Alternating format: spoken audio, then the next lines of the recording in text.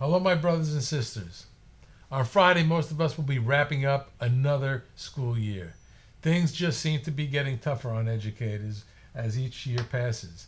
This past year, we had squeezed a small raise out of a whole 47 cents per student that the state decided was sufficient funding for districts. We had to argue and debate to get some stress releases in our negotiated contract.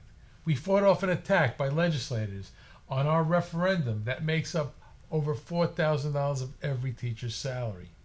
PCTA and PESPA members took part in a statewide walk-in and gained the attention of three major television news networks, the Tampa Bay Times, and a radio station. Our lobbying efforts also saw changes to the Best and Brightest Scholarship, which is now more inclusive of those who did not previously qualify.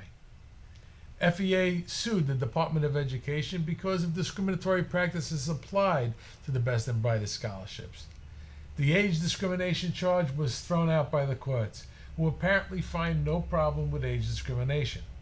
But the court did agree that the SAT requirement was ethnically biased. A monetary settlement was eventually reached, and going forward, the SAT score is no longer a requirement for a bonus.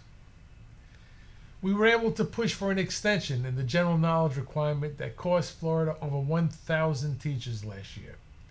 Behaviors in our classrooms have escalated, despite any phony data that may suggest referrals are down. Educator stress-related health issues are on the rise. Members and leadership in our union have had their opinions published in the Tampa Bay Times, helping to get our message out to parents and community. 95 teachers are the victims of probationary dismissal and annual contract non-renewals, and PCTA is busy working on appeals to these injustices while trying to help folks get placed.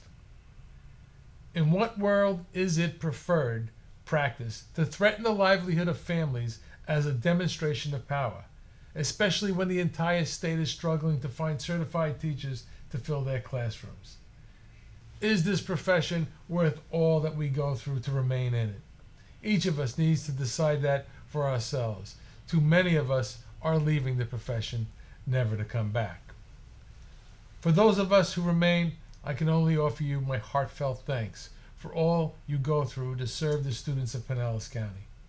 The impact you make on the lives of your students will never be something that can be measured by a VAM score.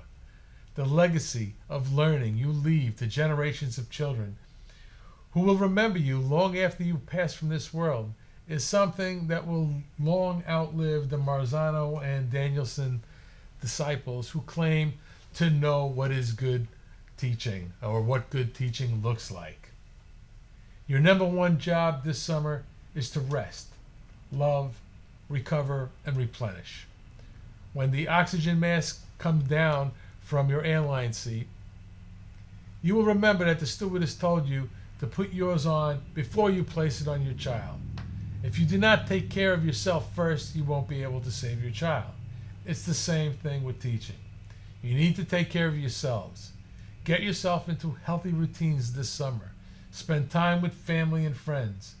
Pay attention to those relationships that you may not give 100% to during the school year.